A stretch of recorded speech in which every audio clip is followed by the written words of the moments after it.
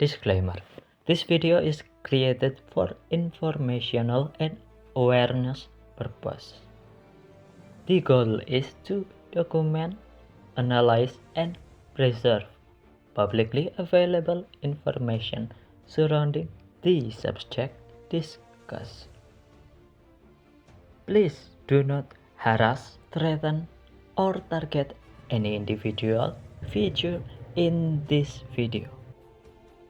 Constructive discussion is encouraged, but personal attack and witch hunts are not.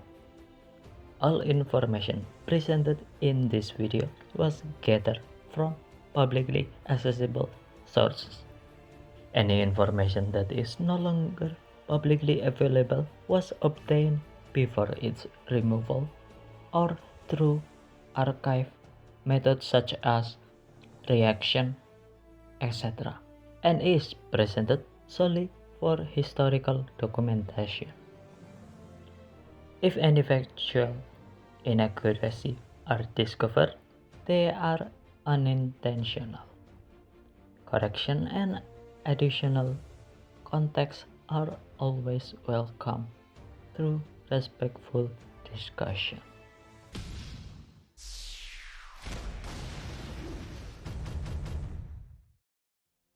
BranOnline is a creator that joined in the YouTube scene 5 years ago after the pandemic C-19. At first, he made a video on the Elden Ring. After that, he made multiple videos reacting to Bandai Namco games Tales series. That game is very old. I don't even remember when it came out. After making a dozen reactions to the animation, he reacting every Genshin Impact trailer, and boy, it blew up, literally 500 times his usual video. After that, he got very steady career, garnering 100,000 views in every video. His community also growing in number because at the time Genshin Impact is still growing and the game is relatively good compared to it right now. After the audience expansion is really settled, every video in his channel comfortably on tens of thousands views. This is where Bran decided to not branching out. He's covering random videos, theory, lore, reaction, quote-unquote memes, and continue to cultivate his younger side of the audience. If you don't understand why I said that, it is because most of Bran's content are just targeting younger audience like this, and this. Oh yeah, majority of Genshin players are also young people, so that's kinda makes sense, but on the other hand, it's also making his community very parasocial and can't think on their own. BranOnline have multiple bad habits. One of them is that he either doesn't acknowledge that he has a power in the YouTube because his community are very large. The other bad habit that BranOnline have are regarding smaller content creator. Because what? Because the smaller content creator doesn't have power to clap back. The first victim that almost lost his career because of BranOnline are Scientontas. Love it or hate it, bad thing still bad. BranOnline make 3-part video trying to demolish Saintonda's content career out of existence. He misconstrued Saintonda's point and brigading Saintonda's video. That is follow boarding. Is it confirmed that it is Hoyoverse doing the follow boarding? Here, the QOL teaser was released on 5/22 for... That doesn't prove, dude, them releasing a fucking developer discussion on a date doesn't prove that they did it to combat Wuthering Waves. That's so fucking stupid. 40 resin. The God, that's so stupid. day of Wua's release. You really think that changing 2 integers in the back end from 160 to 200 was something that they were planning for weeks Honestly, probably. and months in advance? You are a writer, bro. This is writing. Then we have the Natlan teaser, again, on the week Yeah, I bet they made that the night before, right? of release. All I said was that these were factual things that happened. Oh my god, no, you're fucking a gaslighting piece of shit for this. No, you were acting like they did it to combat Wuthering Waves. Don't fucking backpedal now that it's proven you wrong. This is so fucking gaslighting bullshit. On the week of Wua's release. Why are you repeatedly calling me a liar? Because you're acting like it's one thing and then backpedaling and changing your mind, acting like originally that was your thoughts, when it clearly fucking wasn't. What am I pulling out of my ass? The fact that they released all of this stuff to combat Wuthering Waves. What here cannot be factually confirmed when I have the literal The fact that they did these things to combat Wuthering Waves. receipts of it. In the second part, Bran reacting to Mojin videos. That is one of the points are quote-unquote debunking the Saintonda's entire point. I didn't even check how many views it had. Oh, this is a different video. This is a 6-minute video. In the third part, Bran reusing the first part strategy, misconstruing the argument. You really think that changing 2 integers in the back end from 160 to 200 was something that they were planning This is not a factually confirmed issue. It was factually confirmed that the developer discussion was released on that date and that the resin changes are planned for a certain date. It was not factually confirmed to combat Wuthering Waves like you said it was. for weeks? Honestly, probably. Yeah, listen. Hey, Sintontis. Listen, I have a really good editor. She's great. She's been pumping out videos. If you need an editor to make sure you put the right context in your videos to help you out, she'd be willing to help. Just gotta pay good, you know? And months in advance? You are a writer, bro. This is writing. Then we have the Natlan teaser, again, on the week Yeah, I bet they made that the night before, right? of release. Hey, B-Boy, did I Yeah, what's up, S-boy? say Natlan was developed in a week? No. I said their decision to change resin from 160 to You said it in the same post. 200 is something that likely doesn't need weeks or months of development time. And you just twist my statement to make it refer to Natlan. You insinuate that they released Natlan teaser and the other stuff at the same time to combat Wuthering Waves. That is literally what you did. The second time, Bran brigading smaller content creator are with Clive. Okay, this is interesting. So I haven't actually seen that video yet. Let me know in the comments if I should give it a watch to get some full context here. But since this is also about Zajef, I know Zajef is against gacha. Like, that is a well-known fact at this point. He does not like the gacha element, so... Dude, the game's in probably the best state it has ever been in right now. Nation wears off are usually pretty quiet. They are kind of like the filler patches where we save our primo gems and maybe do a festival event. But So this is where he says 1.2 patches are like filler events or like filler patches. Wait, am I insane? Am I crazy? And this is where Bran starts going in about how crazy it is to say that the 0.2 versions are filler patches. Maybe I'm crazy. I need to go back and look at this. I feel like I'm being gaslit here, dude. quality of life into a luxury product. And it sets a terrifying precedent. Then Wuthering Waves have done the exact same. Then HSR have done the exact same. Then every single gacha game to exist with team building has done the exact same because... No, there's no game that's done this before. There's no game that hides old character buffs behind the newest limited unit, and that the only way your older character can have meta viability is to specifically only be used with and a specifically coded in mechanic. HSR has done it, where like Alicia buffs specific, Cyrene buffs specific whatever units, but like no other game has done this. But like I said before, Bran's only mission in this video is to defend Genshin. And it's to... Okay, hold on. What I got from the live stream, I'm pretty certain the albedo thing, maybe. The albedo thing is probably correct because it's adding like a couple of extra flowers as well. And that the extra flower is what doesn't break, right? The Klee stuff, though, the fixing of the animations, I'm pretty sure is just a straight up like kit change. I don't think you need that.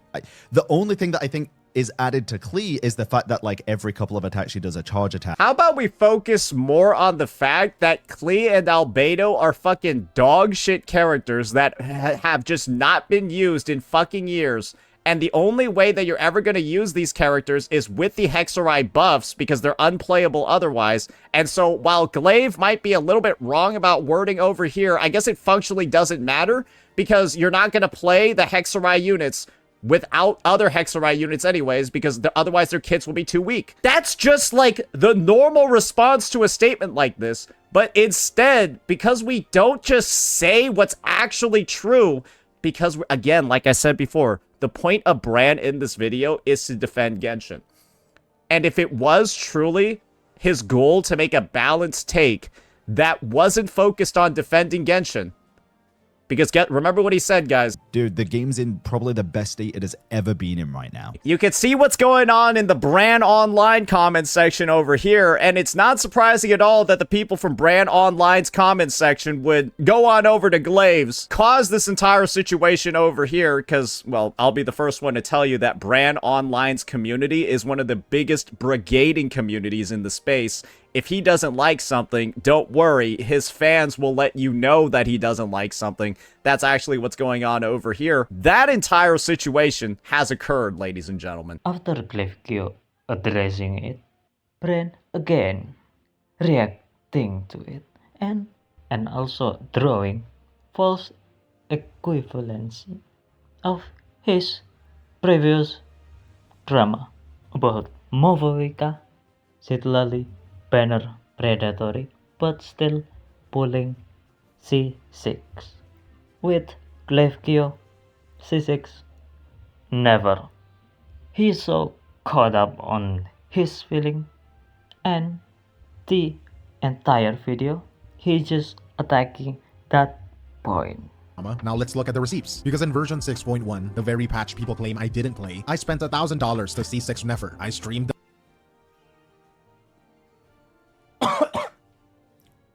Is this where he crashes out? Wait. very patch people claim This is where he crashes out, isn't it? I didn't play. I spent $1,000 to C6 Nefer. Okay. Sorry, that just caught me off guard. Really? After all of the videos that Glaive's made about sunk cost fallacy and simply not enjoying like 90% of the damn game anymore, you spend $1,000 on I got branded Hoyo's biggest goddamn hypocrite for C6 in Wolani when I said that the banners were predatory. This motherfucker talks about the predatory nature of this game all the damn time and why they're falling behind every other game, but still drops $1,000 on C6 Nefer and is not getting shit at all. This is the double standards I'm talking about, bro. I'm sorry. Hey. There's a difference between C6ing a unit that's coming off of the most predatory banner in the history of the game and C6ing a random unit that just releases in a random patch cycle. Let's just talk about that for a second. There's a reason why I pulled up these details before. This is the most predatory banner the game has ever had with the most predatory conditions. With the 20 pulls for Lantern Rite after this banner ends and then both new characters debuting at a single time. That is how predatory this banner was. So at a baseline, Nefer is just a random fucking banner in the game. And I'm gonna be honest, I think the only reason why Glaive C6 Nefer, I think he's on the record saying it, is because it looks like his avatar. I live here. I have a crippling gambling addiction. I am the one funding the server so free-to-play players can enjoy the game. So when I criticize Genshin, I am not doing it as a hater looking in from the outside. I am doing it as a high-investment customer who wants the product to... I just want to make this very clear. After that statement and after my past experience with being labeled a hypocrite and everything, I am definitely looking at this video through a way more critical lens than I was going into it, just to make that very apparent, okay? So if I say something that's kind of off the cuff, I apologize in advance. And when I criticize that, I am not hating on the map. I'm wishing that there were actual gameplay reasons, events, combat challenges, anything to go back to that location. I don't want Genshin to be a museum I walk through. Am I high? Is he still talking about TCG here or is he talking about something else? Sorry. I just have to point this. I think this is just Glaive in general, but his tone is what pisses a lot of people off. And even in this response where he's talking about it, so he's like, well, sure. Like, people are just going to take that the wrong way because of the tone. Mastery Pop. Bran, I don't think you should be commenting on anybody else's tone. You almost blew a gasket because somebody else C6'd a character. Come on, man. Dude, we can't keep doing this, bro. Oh my gosh. We can't keep... Oh, you got so mad about C6 Nefer, you started tone policing. Bro said earlier at the start of the video that tone policing was lame, but now he's doing it. People mentioned that I sounded detached, and some people took that as a sign that I don't care about the game anymore. I am not detached. I am burnt out. That flatness you heard wasn't a lack of passion. It was just exhaustion. But let's not talk about me, right? Fair. Let's talk about my opinion. He says it's fair when talking about tone policing before, but this guy gets so caught up in his feelings after the C6 affair. This guy is not good at React content. He's not good at critical React content. The third brigading that Bran doing are to a 1000 subs YouTube creator named Crit Queen. Bran 100% butcher Crit Queen channel with his reaction because Crit Queen dare to say that Genshin will continue to going down in the terms of quality. Current Genshin story state is stalling instead of progressing. And the best one, in the beginning they said they actively look at modern trends and evolve with them. Like they check what's popular on the market and implement it. In the end they say they don't want to follow fleeting trends. How can any sane person still have trust in their roadmap at this point? Another Well, number one, that actually makes a lot of sense. To look at existing trends and follow them, and then in the next breath say we don't want to follow them. I feel like that is a very common thing, especially in content creation. A lot of people do that, right? They'll look at what's like going crazy right now, and then they'll twist it to their own thing. They call it the yoink and twist method. I don't know, They maybe. created their main gameplay system, which became something people loved Genshin for, like movement throughout the map and elemental stuff. Why not exploring it deeper? No, they continuously add a bunch of unrelated minigames and events and on-map exploration. They've added plenty of things to expand upon the combat. The elemental reaction system. They've added a whole new element. They've added so many things that change the elemental reaction systems, like the stellar stuff, the lunar stuff, everything that's already in the game. Lastly, this is the newest victim of Bran brigading saga, at least for right now. Just hear this opening from Bran. The other day, we watched a video which was basically a criticism of Genshin Impact, but it was quite clearly from a place of contempt. They don't even have subtitles in their stream. Yes, they fucking do. What are we yapping about, brother man? You were confusing the shit out of me. There was a lot of points that just felt forced, and a lot of people kind of had the same reaction as I did. This is Candybbug, new content creator that makes video critiquing Genshin Impact. And well, you know the drill. I feel like This region doesn't even know how to treat its lore-relevant characters as such. Auroran and Yansan are the Notland heroes from the Masters. what gives you the right to say that these characters are lore relevant, though, if you just said they did nothing to move the plot forward? That's what I don't get, right? Surely out of the nation, then only Mawika is the only lore relevant character. The Nightwind and the Collective of Plenty, respectively, but I guess they're not important enough to be the focuses of the Tribal Chronicles. Instead, those honors are given to Seat Lali and Varesa. Well, Auroran's a 4-star. Is Janssen a 4-star? I forget, bro. Yeah, so they're both 4-stars, and these are obviously 5 stars are going to get more special treatment. The latter of which we hadn't even met during the Notland Archon quest. She was literally invented just to take Yansan's place. I wonder why that is. Okay, I don't think that's the case. I'm starting to think this person might just really dislike Natlan, everything about Natlan. Invented just to take we'll see. Yansan's place. I wonder why that is. Racism is the reason she's thinking, clearly, but racism is the reason she's thinking, clearly, but racism is the reason she's thinking, clearly, but Editing Aurelia here. In the process of making this video, Linnea has been released, oh god. and I just have to interject to say, what the First of all, you really don't. fuck were they thinking with this character? I feel like a crazy person because I feel like I'm the only one who doesn't think she's adorable and in fact recognizes her for the creepy freak that she is. First of all, she clearly has absolutely no respect for living things that are not traditionally human. She keeps asking to touch and pet the Melusines as if they are not whole people. It's especially creepy because the Melusines are made to look like children. Having an adult character who is high-key obsessed with them and can't treat them as the people they are was a fucked up move on Hoyo's part. They literally make a point to emphasize the humanity of the Melusines and how they had to fight to be accepted in Fontanian society. And now we have a playable character who we are supposed to think is cute, harassing them and treating them as though they are pets. Why hasn't she actually spoken about things like this with Alakino raising an army of children that were there pretty much against their will to fight a war that's not theirs? But yet you have to dig into a specific like teaser post for Linnea to even find this information out? I think she did. She briefly picked up on it in terms of when she was talking about characters not being irredeemable. Not to this fucking extent though. Why are we nitpicking on a little teaser post? It's disgusting. Her trailer is sickening for It's not disgusting.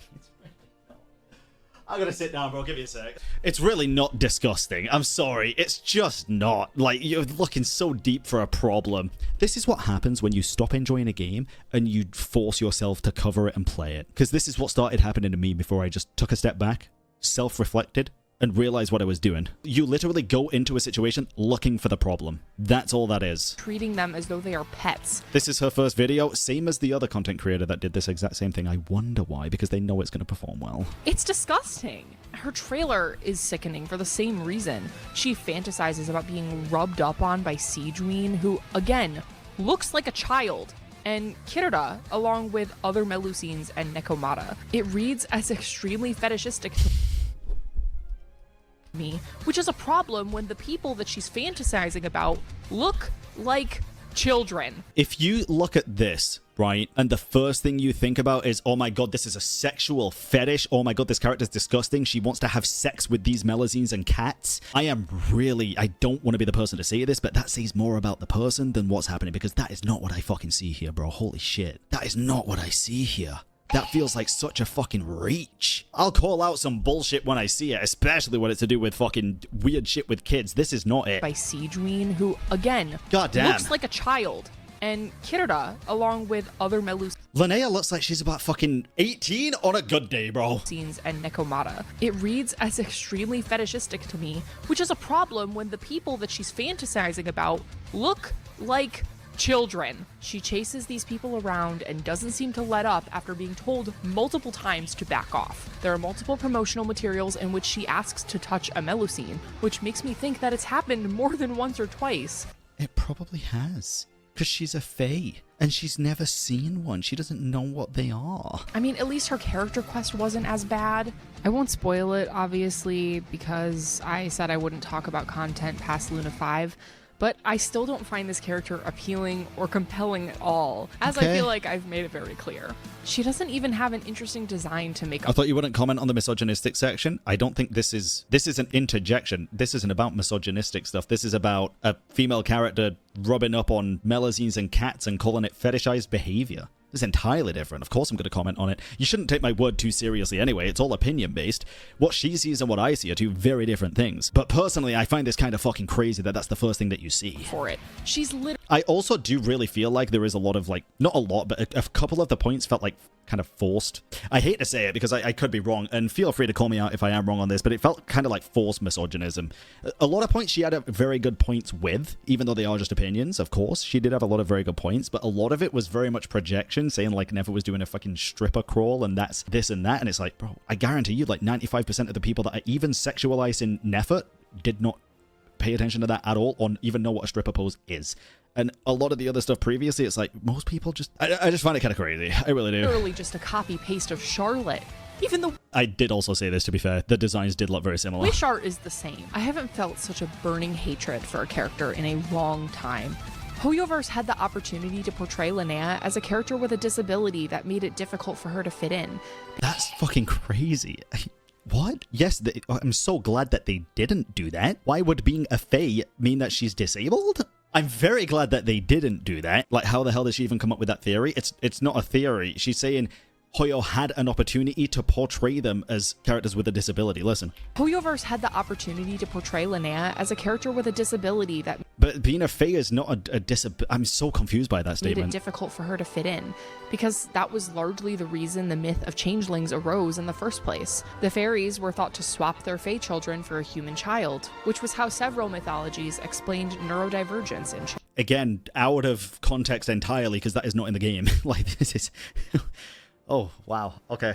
That's kind of crazy. That's a crazy statement. This is just a real life thing that you can say they had the opportunity to do it. I'm so glad they didn't. Children. Instead of portraying a really heartwarming story about a character who's autism coded, we instead get a freak who can't stop harassing anyone with non-human features. Ironic. Bear in mind, this is based off of like the announcement of the character before you even learn anything about her and do the quest. Just bear this in mind. This is as the characters. She said she did the quest. This is after the quest. I think that makes it even worse. Okay, but she doesn't do that in the quest, does she? I don't remember her harassing everybody with non-human features. She was like intrigued by Paimon at first, I think. I don't think that was her character at all. She chased Paimon for 3 seconds. That's what I'm saying. It's just really weird thing to nitpick on for me. Ironic, considering how they want to portray her as an outcast who had no friends because she was a fae who looked different. Also, can we talk about how her lore makes no sense because the Saritsa and the Fatui are meant to be hunting down fae and eradicating? No, we can't talk about that, actually.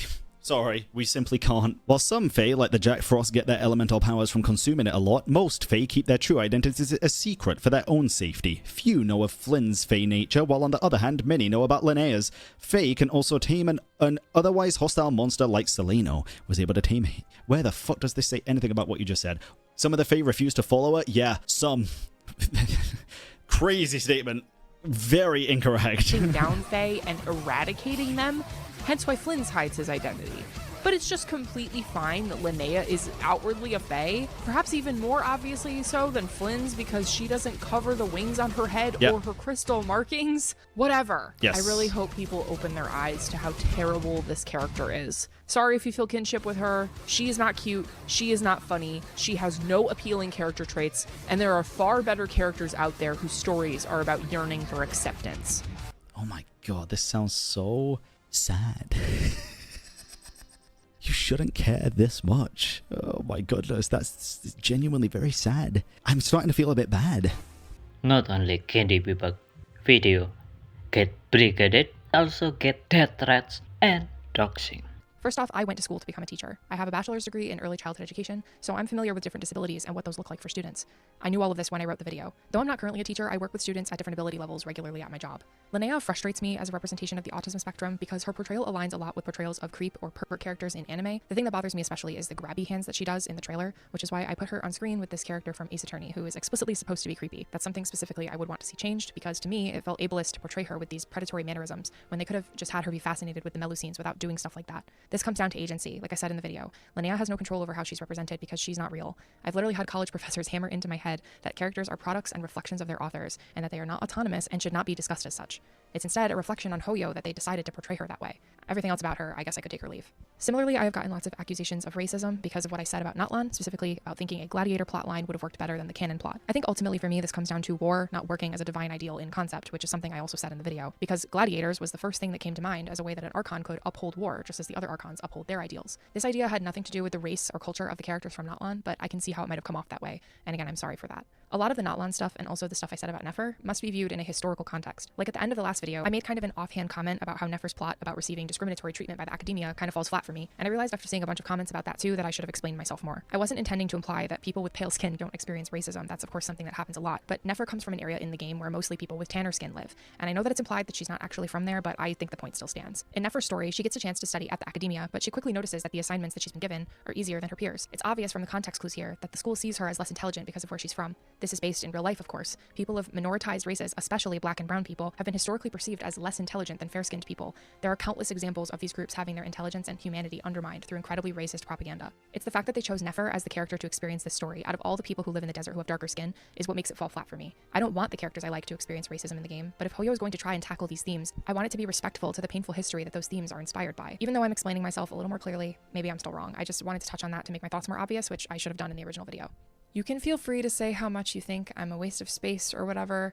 I'm probably not going to read it, to be honest. I've gotten enough DMs already threatening me with violence or doxing or telling me to kill myself. Hence why if you have tried to message me in the last few days, you haven't been able to. I just wanted to take a moment to clarify some of the stuff in the video that drew the most negative attention and that I wish I did better on looking back. Right, you should call out the death threats, bro.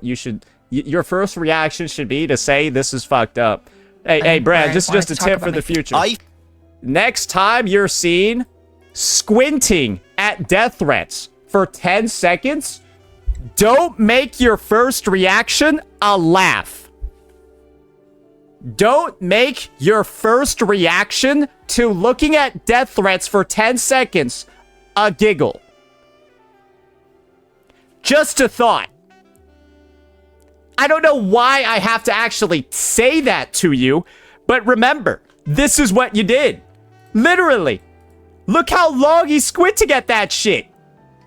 Reading every one, so he has no excuse.